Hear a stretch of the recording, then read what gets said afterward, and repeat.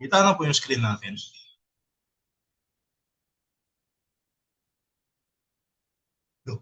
Kita mo po yun? Sige. Okay, so good afternoon po. I'm Rodolfo C. Jr. I will be handle this broadband installation fixed wireless system, NC2. Subject code po nito is DIT 224. Okay, so NC2 meaning meron din po siyang assessment. Okay, explain ko lang din po mamaya kung ano po yung mga covered nito. Okay? So dito po sa broadband installation, meron siyang qualification consists of competencies that a person must process to install MAS. So yun po yung parang poste niya. And also the accessories. Layout and install Cat5e cables and configure CPE as well as to render service excellent to customers. So by the word po kasi na broadband, yun po yung madalas na nakikita niyo mga antena sa labas. Siguro familiar naman kayo sa mga piso wifi. Meron po silang mga antena doon sa labas. So basically, ganito po yung ginagawa kapag sa broadband installation. Okay, so parang ano na siya, parang pwede na kasi sa ngayong panahon, parang pwede na natin siyang i-DIY. Ay, DIY pala, sorry. So, ganun po yung covered nitong qualification. Okay. Tapos, ito po, this computation is back from the proposed competency map of the ICT industry service sector. Yan. Ito po yung mga units of competency niya comprising this qualification will includes the following. Ito po yung basic competencies, common competency, tapos yung pinaka pagpopokusan po natin is yung core competencies niya. Okay? So, basahin ko lang po itong una, yung basic competency niya. Participate in workplace communication, work in a team environment, practice career professionalism, practice occupational health and safety procedures. Next naman, yung kanyang common competency, apply quality standards, perform computer operations, and then dito po tayo magpo-focus lagi kapag ka sa NC kasi yung core competency niya. So nakapag-take naman kayo ng assessment before. So yan, kapag ka sa assessment, ito po yung i-explain sa inyo ng assessor. So yan, yung parang COC1 niya is install MAS and accessories. Yung COC2, install layout cables. COC3, install configured CPE. Tapos yung last, vendor service excellence to customer. Okay, so nakapag-training na kayo ng CSS before, tama po ba ako?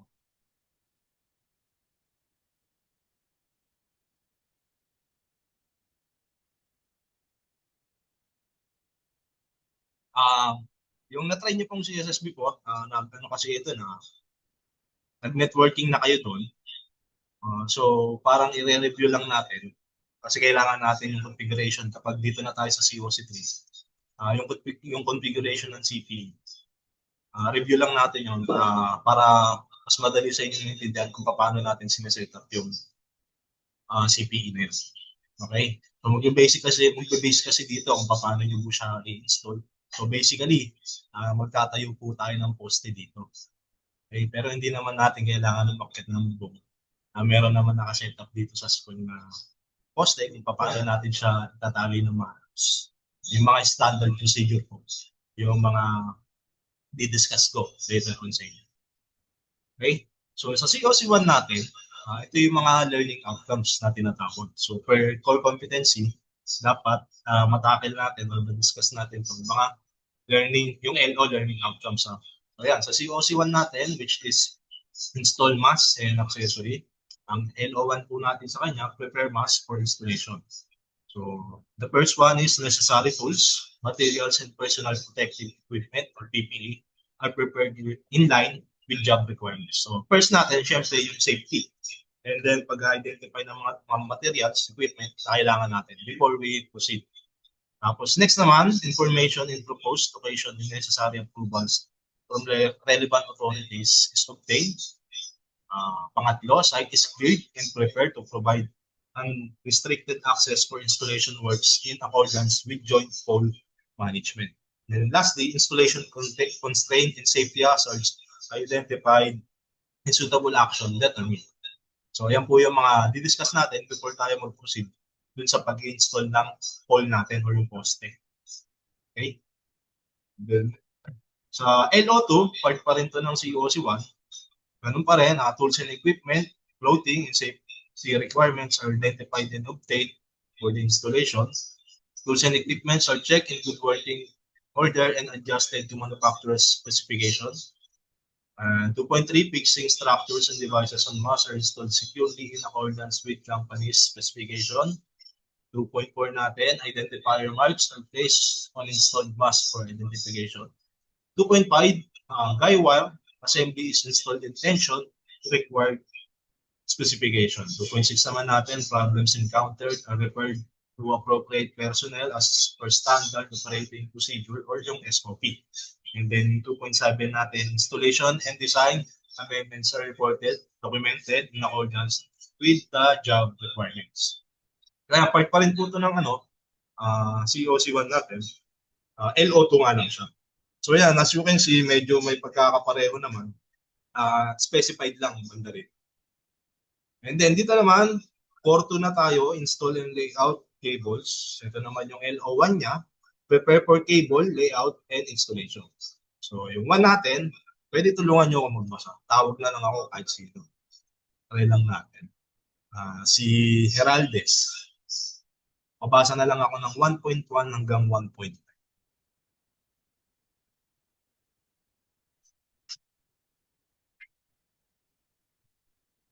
Lo, hindi sumagot. Ayun.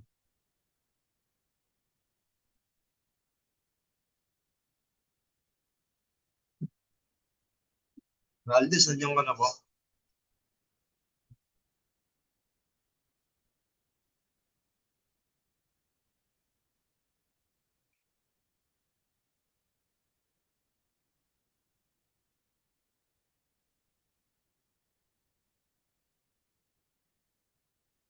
Sumagot.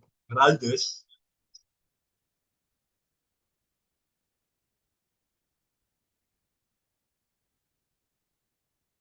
Sige, tawag na lang ako siguro iba.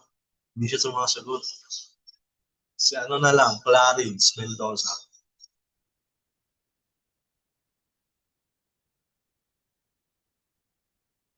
Naririnig niyo ba ako? May kausap ba ako dito? Hello po. Dinig po, sir. Ayun, sige, try natin si Mendoza. Diyan ka ba? Mukhang matin ka lang, tapos wala ka na sa cellphone mo,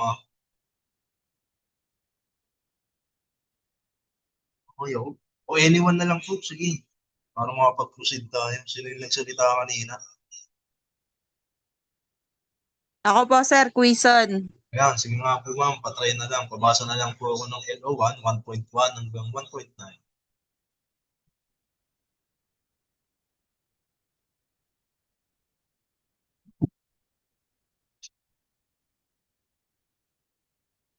Ano na? Listen. Ay lang, sir. Ito na, sir. Sige. Ayan. Install and layout cables learning outcomes. Necessary tools, equipment, materials, and personal protective equipment, PPE, are prepared in line with job requirements. 1.2, pa? Lahat na po. Okay pa. Cable layout and installation requirements and constraints from plan and site inspection are identified as per job requirements.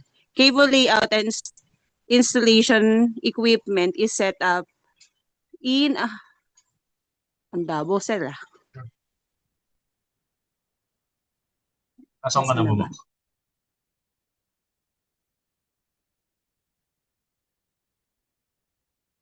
Naligaw din ako eh. Nasaan na ba yung binabasa mo? Pangilan? 3 set. 1.3. Ito. Sige nga po, dito na ako. Cable layout and installation equipment, it is up accordance with company and job requirements. Site is made safe and secure for a cable installation. Suitable protective clothing is selected and requires safety device use. So fourth structure is as a safe from normal working condition.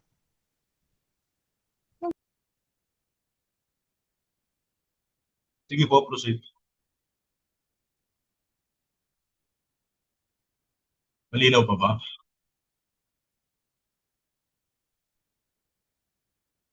Sige, ako na lang. Ayan, yung 1.7 natin, yung sports structure is assessed to be sound for cable support as per job requirements.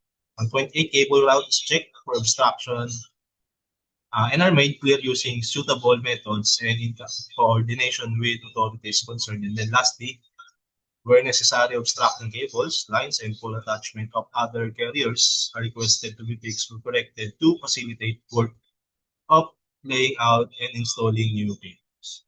Ayan. So kung mapapansin nyo, parang same lang din siya ng mga learning outcomes ni CO1, CO1. Yun nga lang, ang more on preparation to sa pag-layout ng mga cables. So, kung kanina, mga post yun. So ito, materials naman and then syempre yung site natin, kung paano ba natin mapaplano, kung paano natin i-install yung mga cables na gagamit. Okay, so sa LO2 natin, pwede pabasa ako. Try natin kay sino na nandito? Gamboa, Johan. Tapos pauna ko ng camera para habang nag-discuss, pwede ako mag-take ng pictures. And then explain ko rin sa inyo kung bakit. So need lagi mag-take ng photos. Maya-maya na lang after ng discussion. Yan. Naka-open ako sa iyo. Sige po, Ma'am Johan, ikaw na muna. LO2 layout and install cable. 2.1 Tools, equipments, clothing, and safety requirements are identified and obtained for the layout and installation. 2.2 Cable is laid out and installed to required specifications. 2.3 Cable is secured permanently to support structure in accordance with standard installation procedures. 2.4 Bending radius tolerance is observed for cable materials at all times. 2.5 Problems encountered are referred to appropriate personnel as per standard operating procedures, SOP. Okay. So yan, thank you po Ma'am Johan. So dito naman po, part pa rin po siya ng COC po natin, layout cables. Yun, meron din kailangan anuhin natin kung tama ba yung pag-install natin ng mga kable na gagamitin. Kasi nga po, yung poste na po yan, mostly nasa labas po yan. So, pwede po yan masira in item weather conditions. So, we just want to make sure na yung pagkakabit natin is dapat maayos saka in proper procedures. Okay, so sa number 3 natin, learning outcome niya, CPE na to. So, job order, 1.1 natin, job order and documentations are received and interpreted in accordance with enterprise procedures. 1.2, necessary tools, equipment, materials, and PPE are identified and prepared in the line job requirements. 1.3 natin, verify line of sights from customer premises toward nearest base transceiver station or BTS. Okay, so sa LO2 naman natin, installation plan is ready and interpreted as per job requirements. Yung CPE is installed and configured in accordance with standard industry practices and ensuring safety procedures are followed. 2.3 natin, problems encountered and referred to appropriate personnel as per standard operating procedures or SOP. Installation is properly documented according to SOP. So meron siyang LO3, basahin ko na to ha. Interconnecting cables are prepared and terminated between CPA and equipment in accordance to installation manual. CPR tested and adjusted in accordance with the company installer manual. And 3.3 natin, problems encountered are referred to appropriate personnel as per standard or SOP. Dami, meron pa siyang LO4. So ito naman, LO4 natin, configured CPE, cable is interconnected to network interface card according to SOP, connection is configured according to company's application software, internet connection is tested and confirmed by client / customer, problems encountered are referred to appropriate personnel as per SOP. Isunod pa, naman ito.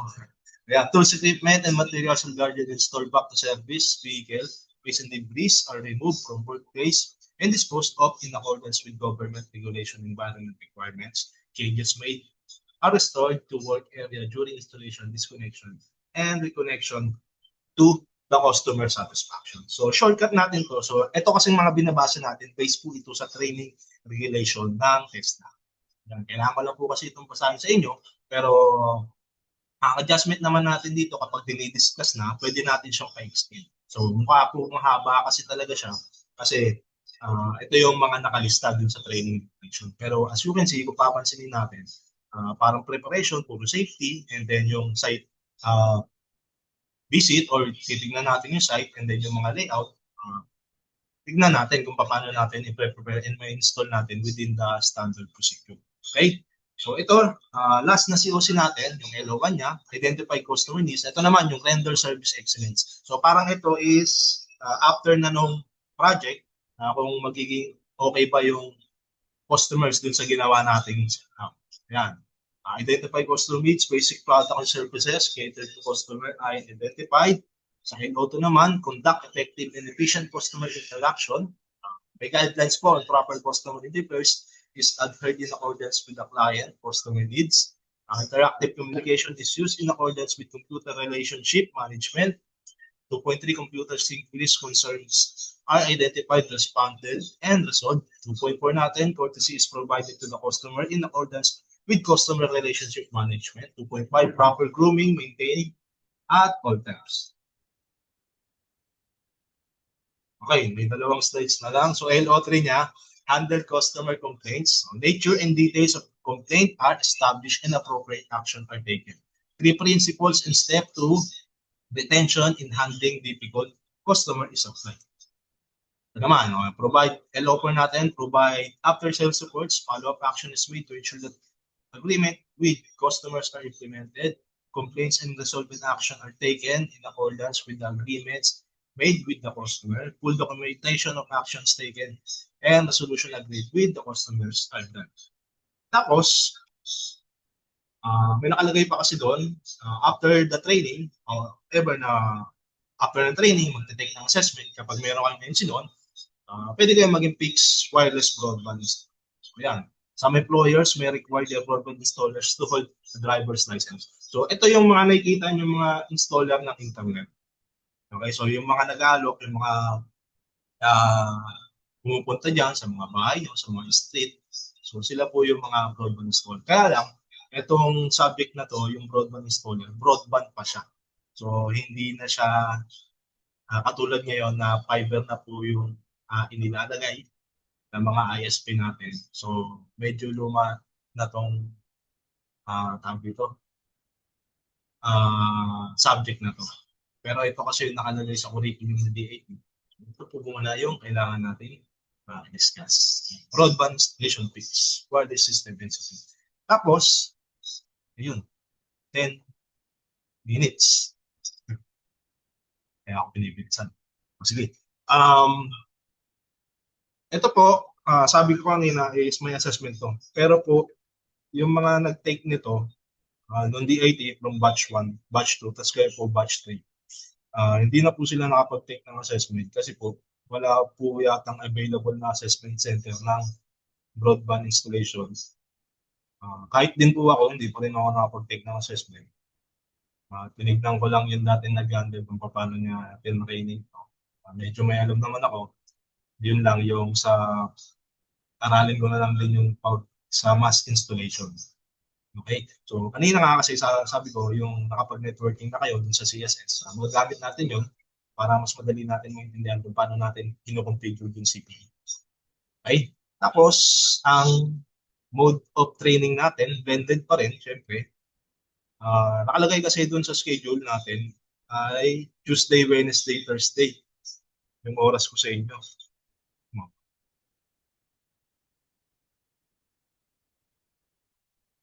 Ito, Tuesday, Wednesday, tapos ngayon, Thursday ng alam na. Okay? Hindi naman yata kayo nakakapasok ng weekdays, di ba, kapag if ever na mag-face-to-face tayo. Tama ba?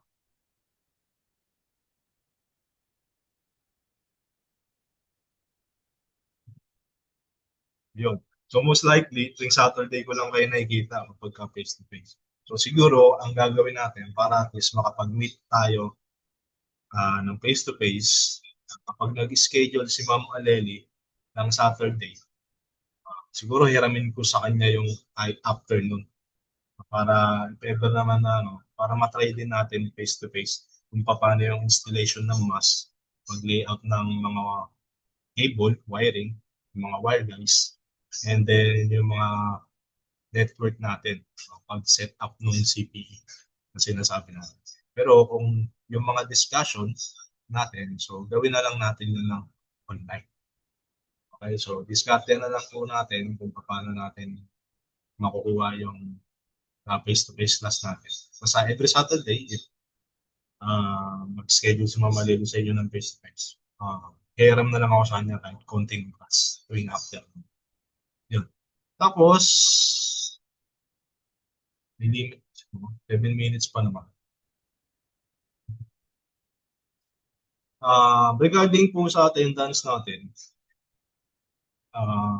si TESDA po kasi is nangihingi na ng screenshot na every time na mag-take tayo ng online class. So, importante po na kahit pa paano maka-attend kayo tapos makita yung mukha. Medyo nag-iipit na kasi si TESDA ngayon. So, uh,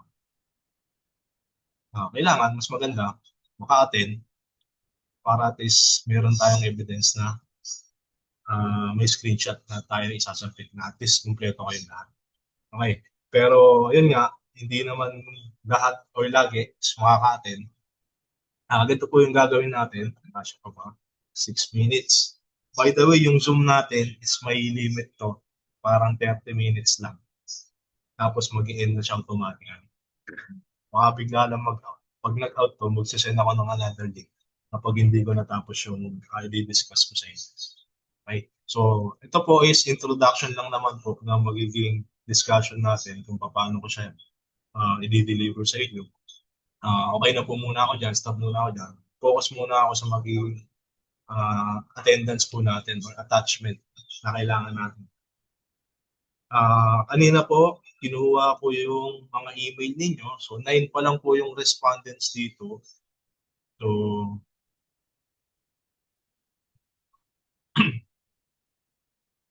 habang naghihintay, paki-check po yung sa GC natin para makuha ko po yung email. Magagawan ko po kasi kayo ng mga folders. May paggagamitan po tayo.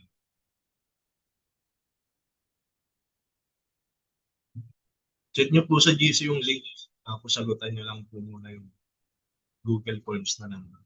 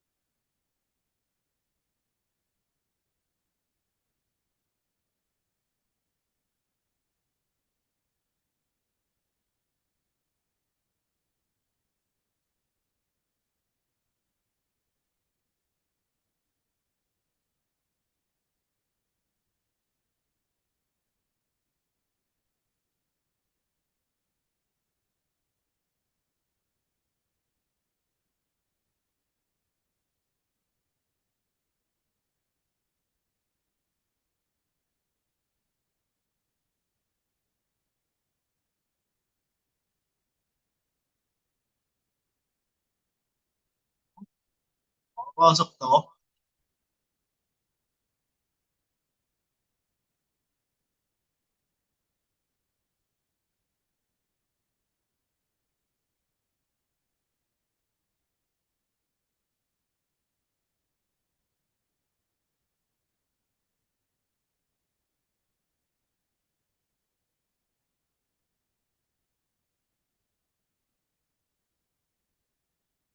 Minutes.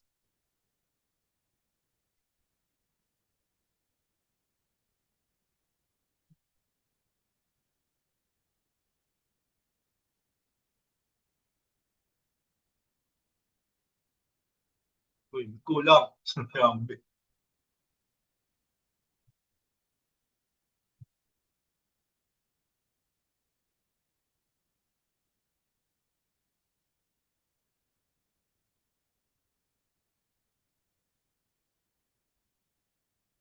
Yan, 13 pa lang to.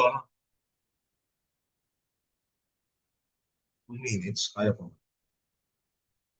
Ganito po, end ko muna tong meet session natin kasi mag-end to. Baka hindi umabot ng 2 minutes yung explanation regarding sa attendance natin. Stop ko muna to, tapos magsasend ako ng, i-end ko muna tong meeting natin. Magsasend ako ng another link. Tapos yung mga hindi pa nakakapagsagot dun sa Google Forms, try nyo muna ang sila para may sabay na natin. So, end ko po muna to. Magsasend ako Google muna. Kasi may, ano to eh, na 10 minutes eh. Out ko muna to ngayon.